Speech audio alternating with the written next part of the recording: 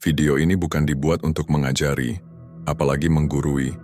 Aku sendiri masih dalam proses belajar. Justru lewat video ini, aku pengen ngajak kalian semua buat belajar bareng-bareng.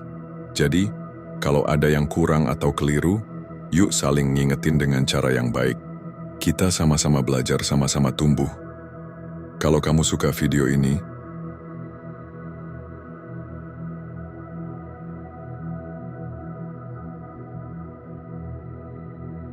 Assalamualaikum warahmatullahi wabarakatuh. Pernahkah kita merasa hidup ini berjalan, tapi hati kita terasa diam? Pernahkah kita memiliki segalanya, namun tetap merasa kosong? Mungkin ini bukan sekadar perasaan biasa. Bisa jadi, ini tanda bahwa kita sedang berada dalam keadaan yang lebih mengerikan dari sekadar musibah fisik. Kita sedang diazab, meski masih hidup.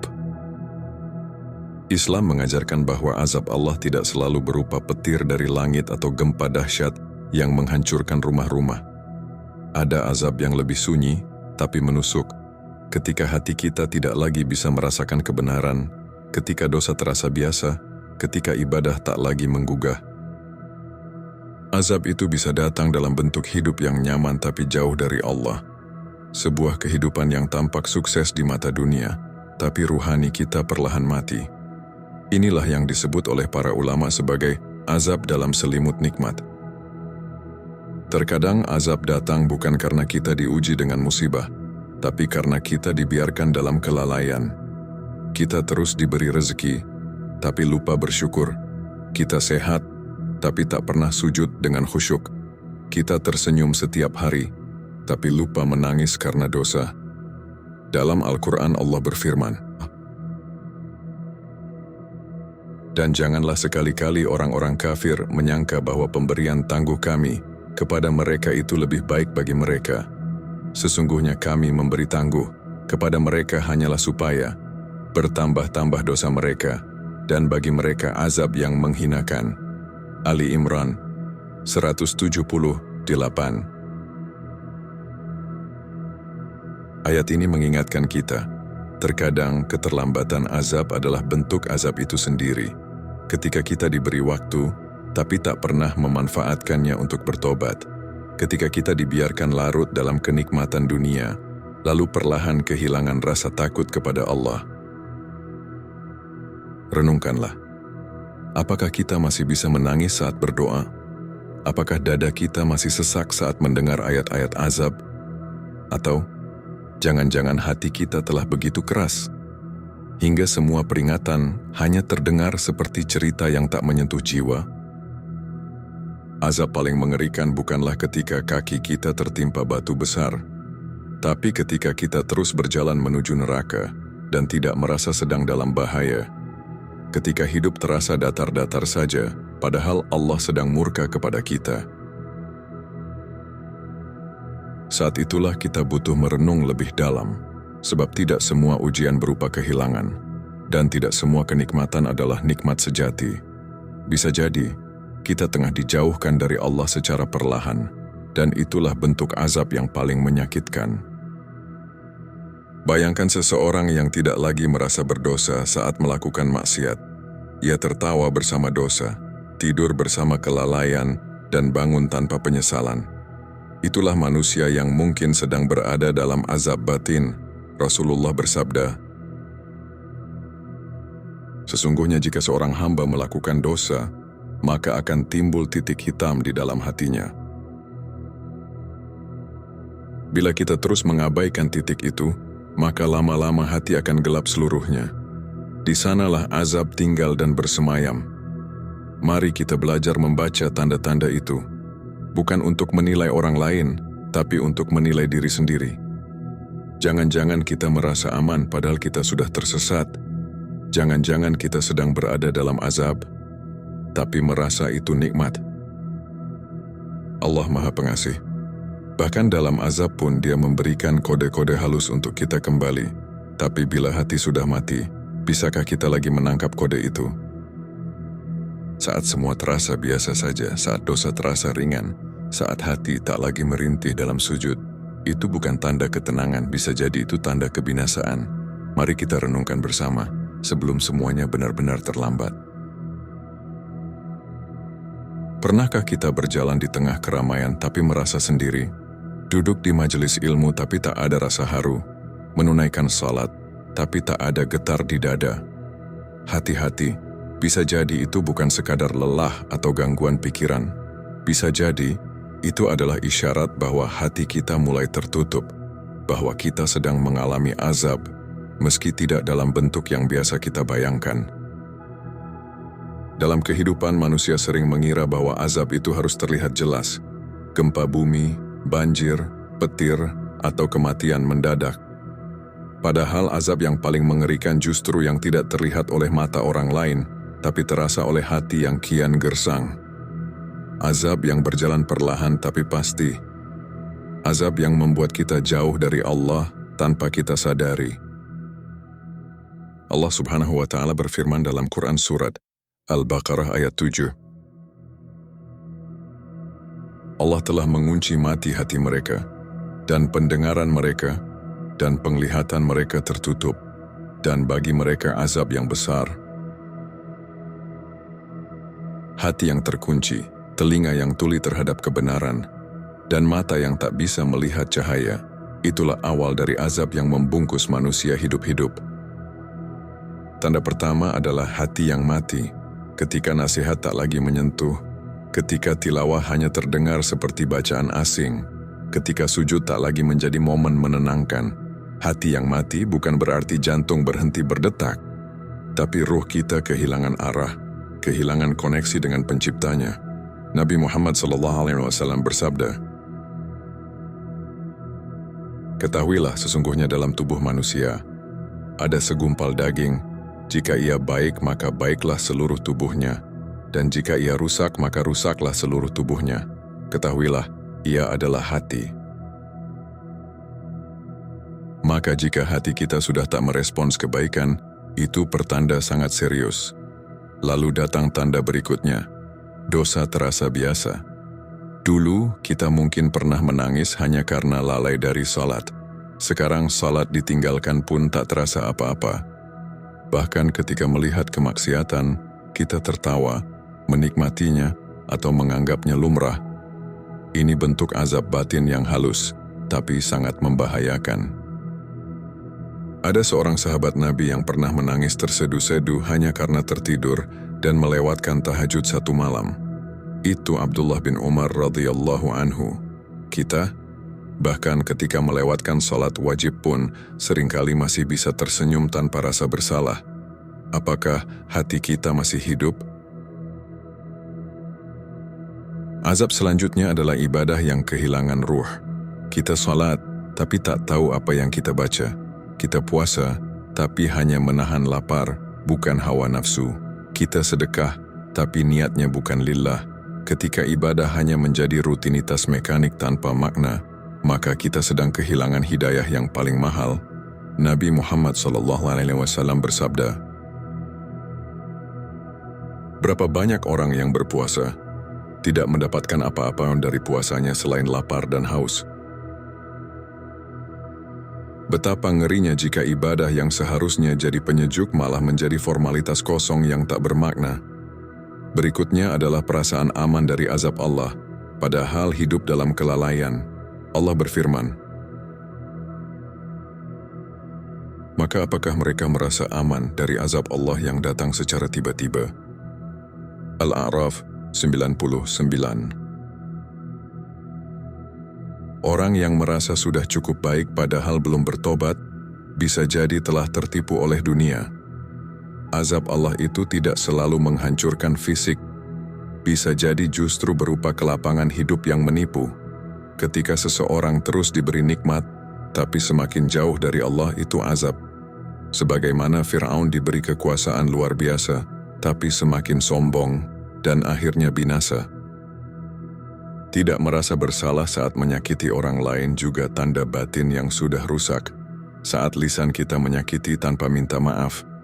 Saat perbuatan kita merugikan tapi kita tak peduli. Rasulullah bersabda, "Seorang muslim adalah yang kaum muslimin, lainnya selamat dari lisan dan tangannya." Saat seseorang tidak peduli atas luka yang ia tinggalkan di hati orang lain, maka sesungguhnya ia sedang dibutakan dari empati. Hati yang keras, tertutup dari kasih sayang. Itulah azab yang mengerikan. Kemudian ada rasa cukup dengan dunia, tak lagi peduli akhirat. Dunia terasa memuaskan. Kita merasa hidup sudah enak, padahal salat bolong, Al-Quran tak pernah dibuka. Ini seperti orang yang berada di kapal tenggelam, tapi masih sibuk menikmati makanan. Rasulullah SAW bersabda, "Dunia adalah penjara bagi orang beriman, dan surga bagi orang kafir." Dunia sudah menjadi segalanya bagi kita, dan akhirat tak lagi terlintas di hati. Itu pertanda kita sedang salah arah. Nyaman dalam maksiat yang diulang-ulang juga tanda lain. Saat dosa jadi kebiasaan dan tidak ada lagi rasa menyesal setelah melakukannya. Padahal Nabi bersabda, "Semua anak Adam sering melakukan kesalahan, dan sebaik-baik yang bersalah adalah yang bertaubat." Jika kita jatuh dalam dosa dan tidak lagi tergugah untuk istighfar, berarti hati kita sudah keras. Jika keras terus, ia akan mati. Dan itu adalah azab paling nyata. Azab lain yang menyesakkan adalah tidak pernah merasa butuh taubat. Kita merasa masih muda, sehat, baik-baik saja. Padahal kematian tak menunggu kita siap. Nabi bersabda, "Bertaubatlah kalian kepada Allah sebelum datang ajal kalian." Lihatlah bagaimana Umar bin Khattab menangis dalam sujudnya, padahal ia adalah sahabat mulia. Ia tahu bahwa hidup ini bukan soal merasa cukup, tapi soal terus merasa butuh ampunan Allah. Lalu, rezeki yang berlimpah tapi tak ada keberkahan. Harta datang silih berganti tapi hati tetap sempit. Rumah besar tapi penuh pertengkaran. Jabatan tinggi tapi penuh tekanan. Itu bukan nikmat, tapi mungkin azab. Allah berfirman, "Dan kami akan menguji kalian dengan keburukan dan kebaikan sebagai cobaan. Dan hanya kepada kamilah kalian akan dikembalikan." Al-Anbiya 35. Jadi bukan hanya musibah yang bisa jadi ujian, nikmat pun bisa jadi bentuk azab terselubung. Kesulitan hidup yang terus-menerus tanpa introspeksi pun tanda lain. Jika ujian datang bertubi-tubi dan tidak membawa kita semakin dekat kepada Allah, maka itu bisa jadi peringatan yang berulang darinya. Nabi Ayub diuji bertahun-tahun dengan penyakit dan kehilangan, tapi setiap ujian justru membuatnya semakin taat. Lalu bagaimana dengan kita? Sudah diuji berkali-kali, tapi hati tetap keras. Terkadang, Allah tidak mengubah keadaan kita, bukan karena Dia tidak sayang, tapi karena kita tak juga mau berubah. Sesungguhnya Allah tidak mengubah keadaan suatu kaum hingga mereka mengubah keadaan yang ada pada diri mereka sendiri. Ar-Ra'd 11. Azab juga datang saat kita tak lagi peduli nasihat. Kita alergi terhadap kritik, marah saat diingatkan, bahkan menjauhi orang-orang baik. Nabi bersabda, "Agama itu nasihat." Tapi bila nasihat jadi hal yang menyebalkan, kita harus waspada. Dulu, Umar bin Khattab selalu berkata, "Semoga Allah merahmati orang yang menunjukkan aibku." Sementara hari ini, banyak dari kita menolak dikritik. Padahal nasihat itu tanda kasih sayang Allah. Hilangnya rasa malu pun bagian dari azab. Nabi bersabda, "Jika engkau tidak malu, maka berbuatlah sesukamu." Ketika manusia sudah tak tahu malu di hadapan Allah, maksiat dianggap ekspresi diri. Itulah puncak dari azab moral. Rasa malu adalah penjaga iman. Jika ia hilang, maka pintu-pintu kemaksiatan terbuka lebar. Dan jika tidak segera ditutup, kita akan tenggelam dalam kehinaan yang sunyi. Lalai dari zikir dan doa juga pertanda. Lidah yang kaku menyebut nama Allah, padahal sibuk menyebut nama manusia. Rasulullah bersabda, Perumpamaan orang yang berzikir kepada Tuhannya dan orang yang tidak berzikir seperti orang hidup dan orang mati.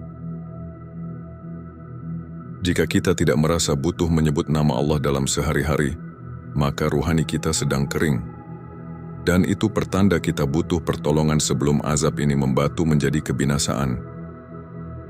Azab yang sering tak disadari berikutnya adalah kesulitan untuk menangis karena Allah. Air mata kita mudah tumpah untuk drama, film, atau kehilangan dunia, tapi kering saat menyebut namanya. Nabi Muhammad SAW bersabda, "Dua mata yang tidak akan disentuh api neraka, mata yang menangis karena takut kepada Allah, dan mata yang berjaga di jalan Allah." Jika kita tak lagi bisa menangis ketika bermunajat, saat sujud, atau ketika mengingat dosa, maka kita perlu bertanya, adakah yang salah dengan hati ini? Apakah hati ini sedang dibekukan oleh dunia? Waktu yang habis untuk hal yang sia-sia tanpa bekas di akhirat, juga tanda azab yang menyelinap diam-diam. Seseorang bisa menghabiskan berjam-jam untuk hiburan, scroll media sosial, gosip, dan hal-hal tak berguna, tapi berat sekali membuka mushaf atau bersedekah waktu untuk ibunya. Padahal Rasulullah SAW bersabda, "Tidak akan bergeser kedua kaki seorang hamba pada hari kiamat sampai ia ditanya tentang 4 perkara. Salah satunya adalah tentang umurnya, untuk apa ia habiskan." Maka waktu yang terbuang tanpa makna adalah azab yang mahal harganya. Tanda lain adalah hati yang cemburu pada nikmat orang lain, tapi tidak pada ketaatannya. Kita iri melihat orang beli mobil baru, tapi tidak iri melihatnya hafal Al-Quran. Kita dengki dengan kesuksesan dunia, tapi tidak peduli saat ia menangis karena sholat malam. Itu tanda bahwa orientasi kita telah bergeser. Sahabat Nabi seperti Abu Bakar dan Umar selalu berlomba dalam kebaikan, bukan dalam kemewahan. Umar pernah berkata, "Hari ini aku akan mengalahkan Abu Bakar dalam sedekah," tapi tetap kalah. Karena Abu Bakar menyerahkan seluruh hartanya, mereka cemburu, tapi karena akhirat, azab juga datang dalam bentuk kesulitan menjaga lisan dan perbuatan, padahal dosa lisan sangat ringan dilakukan, tapi berat akibatnya. Rasulullah bersabda, "Sesungguhnya seseorang berkata, dengan satu kata yang ia anggap ringan, padahal karena itu ia terjerumus ke dalam neraka, lebih dalam dari jarak antara timur dan barat." Lisan kita mungkin mudah berkata kasar, menyebar aib, mencaci, atau menyindir orang lain. Padahal bisa jadi itulah tiket masuk neraka kita. Dan jika kita tak lagi merasa bersalah setelahnya, berarti kita sedang dibisukan oleh azab. Tanda yang terakhir dan sangat berat adalah Allah mencabut rasa cinta kita kepadanya. Kita tak lagi merasa rindu untuk bertemu dengan Allah. Kita tak lagi ingin berdoa panjang-panjang. Kita lebih suka dunia yang fana daripada perjumpaan dengannya. Padahal Rasulullah SAW bersabda, "Barang siapa mencintai pertemuan dengan Allah, maka Allah pun mencintai pertemuan dengannya." Jika kita sampai pada titik itu, maka kembalilah. Jangan tunggu hidup ini habis tanpa pernah merasa benar-benar hidup. Jangan tunggu hati kita hancur sebelum sempat bertaubat. Allah tidak pernah lelah membuka pintu, bahkan ketika kita sudah menutupnya berkali-kali. Maka pulanglah, karena tak ada azab yang lebih menyesakkan selain hidup jauh darinya, tapi merasa baik-baik saja. Saudaraku, hidup ini terlalu singkat untuk dijalani dalam kelalaian. Terlalu mahal untuk diisi dengan kesenangan yang menipu. Kita memang masih diberi napas, diberi ruang gerak, diberi rezeki. Tapi itu bukan jaminan bahwa kita sedang dalam rahmat. Bisa jadi itu semua hanyalah penangguhan. Bisa jadi Allah sedang menunggu kita kembali, sebelum azab yang sebenarnya datang menghampiri. Azab yang paling mengerikan bukanlah petir atau gempa, tapi hati yang beku yang tak lagi mengenal Tuhannya. Lidah yang keluh dari zikir, mata yang kering dari air mata taubat, hidup yang sibuk tapi tak punya arah menuju surga. Maka selama nyawa ini masih dalam tubuh, selama matahari masih terbit untuk kita, selama hati masih bisa merasa, mari kita pulang. Pulang kepada Allah, pulang dengan membawa sesal dan harap, karena Allah tak pernah jenuh menanti hambanya yang ingin kembali. Ya Allah, lembutkanlah hati kami yang mulai mengeras, hidupkanlah hati kami yang hampir mati, bukakan mata kami yang telah tertutup dari cahaya-Mu. Jangan Engkau biarkan kami merasa baik-baik saja, padahal sedang jauh dari-Mu. Ya Allah, jika kami pernah berbuat dosa dan lupa bertaubat, ingatkanlah. Jika kami pernah menyakiti dan enggan meminta maaf, lembutkanlah. Jika kami terlalu sibuk mengejar dunia dan melupakan-Mu, tariklah kami kembali ke jalan-Mu. Ya Rabb, jangan Engkau cabut iman kami di saat kami belum sempat memperbaiki diri. Jangan Engkau cabut nyawa kami dalam keadaan lalai dan sibuk dengan dunia. Karuniakan kepada kami husnul khatimah, akhir hidup yang baik, yang Engkau ridai.